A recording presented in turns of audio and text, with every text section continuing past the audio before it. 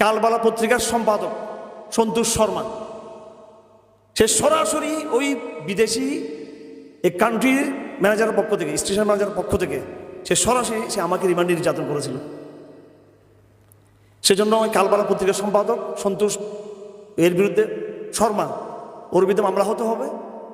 এবং সে কিন্তু নিজেকে অনেক বিভিন্ন আড়াল দিয়ে সে নিজেকে আড়াল করার চেষ্টা করেছে।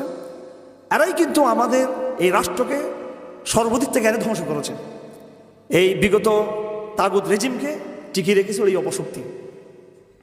সে আমাকে পরিচয় দিচ্ছিল সন্তোষ শর্মা যে তারা একটি মানবাধিকার সংস্থার পক্ষ থেকে এসছে 2021 সালে মোদি বিরোধী আন্দোলনে যারা আমরা গ্রেফতার হয়েছিলাম, হেফাজতের লোকদেরকে মানবিক সাপোর্ট দেওয়ার জন্য। এখন গোয়েন্দা সংস্থার পেটের ভিতরে থেকে হেফাজতকে সে সাহায্য করবে, আমার বুঝে আসতেছে না এটা। তা আমি ধরলাম যে হয়তো কোনো কূটনৈতিক কিছু হয়তো আমাদের সংগঠনের পক্ষ থেকে কোনো তৎপরতা চালানো হয়েছে, হয়তো জাতিসংঘের মাধ্যমে হলে হতেও পারে। তার এত ভদ্র আচরণ থেকে আমার এটা প্রথম মনে হলো। এবং সে পরিচয় দিল যে এই ভদ্রলোক যিনি আছেন তিনি শ্রীলঙ্কা থেকে আসছেন। তো এটা আমার সন্দেহের উদ্রেক হলো যে মানবাধিকার সংস্থার লোক বাংলাদেশে অ্যাভেলেবেল আছে জাতিসংঘের, তো শ্রীলঙ্কা থেকে উনি আসবেন কি জন্য? ইন্ডিয়া থেকে আসা তো স্বাভাবিক, ইন্ডিয়া তো আরও কাছে এবং তাদের কমিউনিকেশনটা আরও স্মুথ এবং ইজি। তো বলতেছে শ্রীলঙ্কা থেকে আসছে ভদ্রলোক, উনি কথা বলবেন আপনার সাথে। তারপর উনি কিছু রেফারেন্স দিলেন আমাদের কিছু লিডারদের, এবং তিনি বুঝাতে চাচ্ছেন যে তাদের সাথে তার এই কথা হয়েছে, এরকম বুঝাচ্ছিলেন।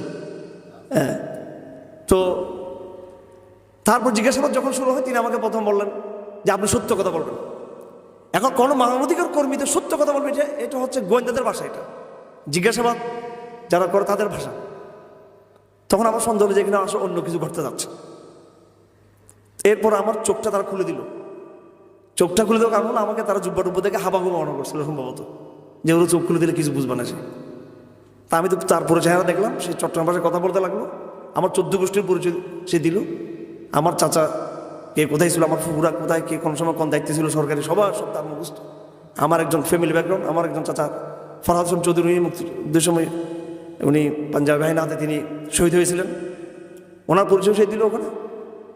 তো অনেকগুলো সে পরিচয় দেওয়ার পরে আমি অবাক হয়ে গেলাম আসলে লোকটাকে। আমি একটা পর্যায়ে ওনাকে মনে করছি আমার কোনো আত্মীয় সম্ভবত, দুঃসম্পর্কীয়, এটাও মনে করছি আমি।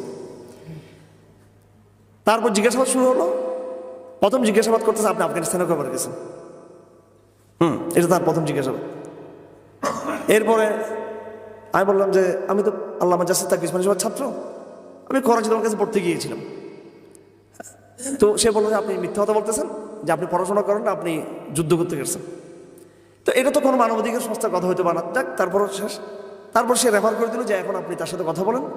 ওই লোকটা ভদ্রলোকটা মাস্ক পরা ছিল অনেকক্ষণ পর্যন্ত, মাস্কটা খুললো এবং সে ইংরেজি ভাষায় কথা বলা শুরু করলো।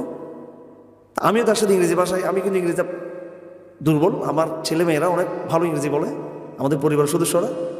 তারপরে আমি যতটুকু ভাঙ্গাচোরা ইংলিশে আমি অনেকক্ষণ, প্রায় 1 ঘন্টার মতো তার সাথে আমি তার সাথে আমার অনেকগুলো করসপন্ডিং হলো, কথাবার্তা হলো, অনেক জিজ্ঞাসাবাদ। সেখানে আল্লাহ পাক আমাকে এমনই মনে শক্তি দিয়েছিলেন যে আমি আসলে তাকে পরাজিত করতে পেরেছি আমার কথা দিয়ে তাকে আমি। তারপরে মাগরিব নামাজ পড়তে চলে গেলাম, আবার আনা হলো জিজ্ঞাসাবাদে। এরপরে সে বলতেছে তুমি যে কোনো ভাষায়, হিন্দি ভাষায় কথা বলতে পারবো। সে হিন্দি ভাষায়, উর্দু ভাষায় এবং ইংরেজি ভাষায় এসে আমার সাথে আরও 2-3 ঘন্টা আমাকে জিজ্ঞাসাবাদ করা হলো।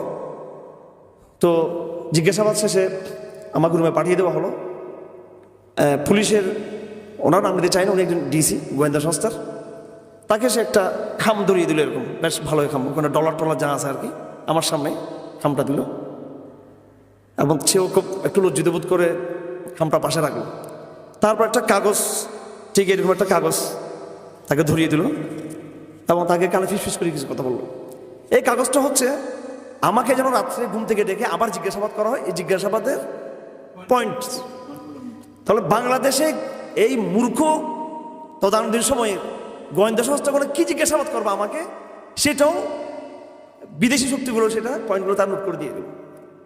আমার সাথে সব কথা হয়ে গেছে, তাদের সাথে, গোয়েন্দাদের সাথে সমস্ত কথা, অনেক কথা, নির্বাচনে আমরা কি করব, এরা কি করবে, হেফাজত কি করবো, সব কথা শেষ আমার। এরপর আমাকে যখন রাত্রে শোয়াইতে নিয়ে গেলো তারা, তাদের ওই যে গারদগুলোতে আয়না করে যে রুমগুলো দেখছেন ওই রকম রুমগুলোতে ওখান থেকে বের করে রাত আড়াইটার দিকে আমাকে ডেকে নিয়ে গেলো, টর্চার রুমে নিয়ে গেলো। নিয়ে তখন ওই কাগজটা তারা বের করছে, যে হুবহু কাগজটা আমি দেখছি বিদেশি গোয়েন্দার সামনে তারা এটাকে তারা পেশ করেছিল। এবং তারা সমস্ত প্রশ্ন 20 বছর আগের, 25 বছর আগের, 30 বছর আগের, আরও অনেক আগের বিভিন্ন প্রশ্ন, পুরাতন পুরাতন বিভিন্ন প্রশ্ন তারা করতে লাগলো। কোনো প্রাসঙ্গিক, কোনো গুরুত্বপূর্ণ বিষয়, কোনো এমন কোনো বিষয় যেগুলো একেবারে সমকালীন রাজনৈতিক কোনো বিষয় বাদ দিয়ে নানান রকমের তারা বিশেষ করে আঞ্চলিক বিভিন্ন বিষয়গুলো নিয়ে তারা জিজ্ঞাসাবাদ করতে লাগলো। তখন আমি স্পষ্ট হতে পারলাম যে আসলে একটা বড় একটা গোয়েন্দা ফাঁদ আমি পড়েছি। আবার আমাকে যে খাবার দেওয়া হয় এই খাবার খেয়ে আমি অসুস্থ হয়ে গেছে। আল্লাহ বিচার করে রহম করুন। পরের দিন যখন আমার রিমান্ড চাওয়া হয়, আবার তিনি আবার রিমান্ড ক্যান্সেল করেছেন আমার, নাহলে কিন্তু তারা আমাকে আবার স্লো পয়জন করতো। তারা আমাকে ওই খানা খেয়েই কিন্তু আমি অনেকদিন অসুস্থ ছিলাম কারাগারে। তো আসলে বাংলাদেশটা যে কোন জায়গায় গিয়েছিল এটা যারা ভুক্তভোগী না তারা ছাড়া আর কেউ এটা বুঝবে না। এটা হচ্ছে আমার একটা রিমান্ডের ঘটনা। তো এখানে এমনভাবে তারা জিজ্ঞাসাবাদগুলো হচ্ছিল, বিভিন্ন জিজ্ঞাসাবাদের কথাবার্তাগুলো, এগুলোর পিছনে পুরোপুরি আপনার বিদেশিদের যে হাত ছিল এটা একদম পরিষ্কার ছিল বিষয়টা। তো এখানে তাগুদের কথা আসছে, আমি আমার কিছু সামান্য কারগুজারি শুনাইলাম। 3 মাস তো আমি প্রথমে 2009 সালে ছিলাম, এরপরে দ্বিতীয়বারে 3 বছর ছিলাম লাগাতার দ্বিতীয় টার্মে, এরপর তৃতীয় টার্মে ছিলাম লাগাতার 2 বছরের বেশি, সব মিলে প্রায় 5 বছরের প্লাস কিছু সময় আমাকে থাকতে হয়েছে। এমন কোনো গোয়েন্দা সংস্থা নেই যে সমস্ত গোয়েন্দা সংস্থাগুলোর আমাকে মুখোমুখি হয়তো হয় নাই, এমন একটা গোয়েন্দা সংস্থাও বাংলাদেশে বাকি নেই যারা এই অতীত তাগুতের খুদাই এবং প্রভুত্ব প্রতিষ্ঠা করার জন্য যারা কাজ করে জানে।